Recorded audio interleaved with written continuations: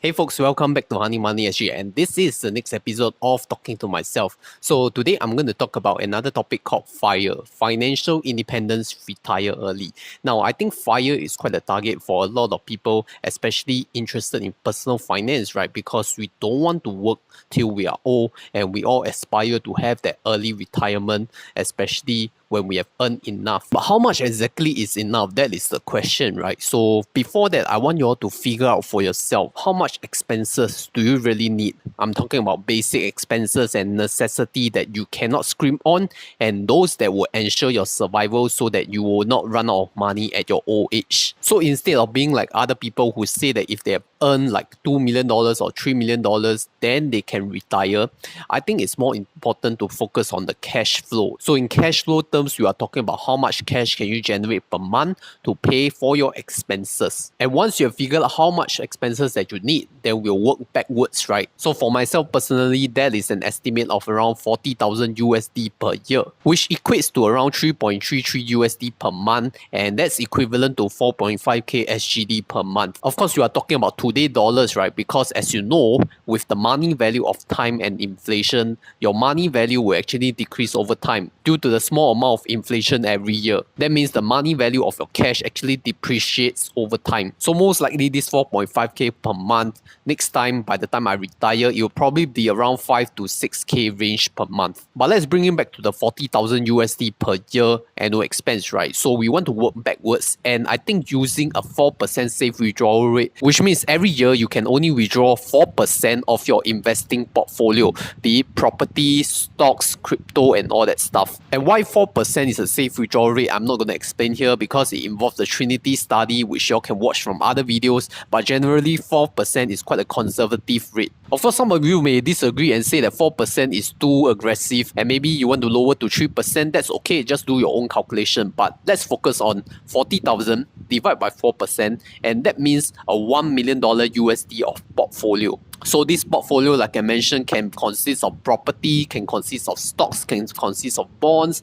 and even crypto yield staking. And ideally, your investment portfolio should generate above 7% per year because we have to factor in 3% for the inflation, right? So that's just 7% annual return, 3% is for the inflation, 4% is the safe withdrawal rate. And maybe the bigger question to you guys is how much is enough, right? Because 40,000 for me is enough because I'm not going to go into a full retirement mode. When I quit my job, I'll probably still be doing YouTube, right? I'm going to do the YouTuber creator FIRE instead of the barista FIRE. So for those who don't know what barista FIRE means, it generally means that you quit your day job and then you work in the less strenuous job, maybe with less working hours, less responsibilities, and that will equate to lower pay. But more likely, you are generally happier as well because your workload is decreased and maybe your mental health will improve as well. And having a job keeps you thinking, right? And also gives you some fulfillment that you are engaged with the society and the economy. So that's a barista FIRE lifestyle for you. Maybe work as a barista, earning like $2,000 per month while having your investment income to supplement your other expenses. And for me, I can't work as a barista because I have no interest. And secondly, I think the robotic coffee makers may take over the barista jobs next time.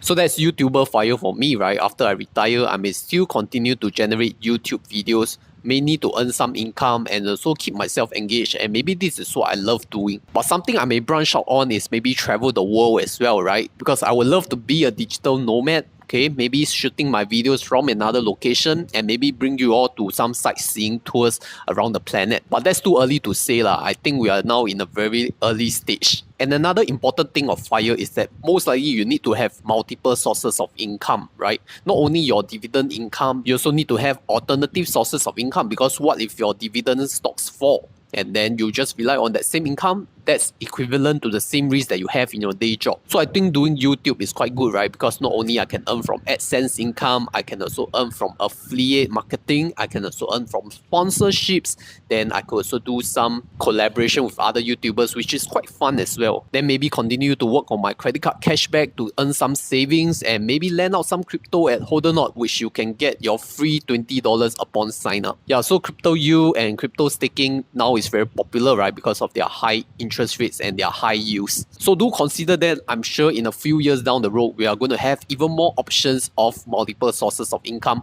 apart from your day job, right? So just be creative and think about what you could really learn from and what could help you substitute your day job income and maybe move you to a more relaxed barista fire kind of lifestyle. Like for myself, I actually started YouTube last year in January 2021, so that's been like a 1-year journey. And last year I also started to do some options trading, mainly selling put options on the stocks that I want to own. And I don't learn this from books, I learned this from YouTube as well, right? Watching Chicken Genius, watching Calvin Learns Investing, and all the people who are teaching options. So the most important thing here is, firstly, never stop learning, because you don't know when your job will be replaced by other people or even robots, right? And secondly, you can learn from a lot of mentors or teachers on the internet. So don't just limit your education within the school or universities. Anyway, coming back to multiple sources of income, right? Maybe in the late retirement years like age 55 and age 65, then comes in the CPF, which I also do a lot of videos on CPF, right? Topping up your special account, MediSave account. Like I can finally unlock to withdraw my CPF at age 55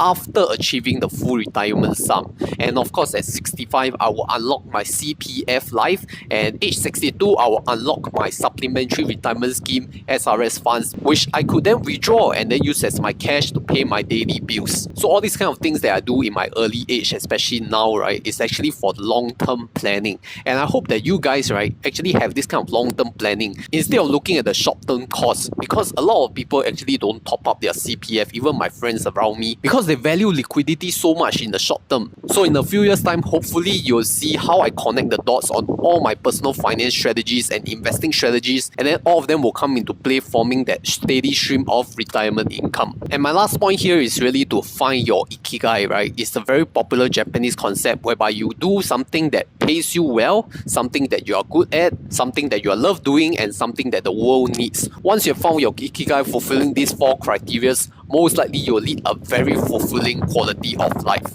And a lot of people in this world actually have the money and the funds to retire. They have a big stock portfolio, but they still haven't retired because they probably haven't found their Ikigai, and maybe may feel disengaged after they have retired, staying at home, watching TV, going down to a coffee shop to chat with the old uncles around your age as well. And maybe after traveling the world for a few months, you'll get really bored, right? So most importantly, you have to know what you really want to do after retirement. With that, I hope that you have learned something out of this video and have found your Ikigai. Do help me like this video at the bottom of the video and consider subscribing to my channel if you haven't. Also join us at our Telegram group at HoneyMoneySG. And if you are really interested in what is FIRE, I actually done up a video really long ago talking about FIRE and how you could achieve each of them, and maybe how you should approach each of them in different manner. So check out that video here. With that, thank you for watching. My name is Christopher. This is HoneyMoneySG, steering young adults to financial independence.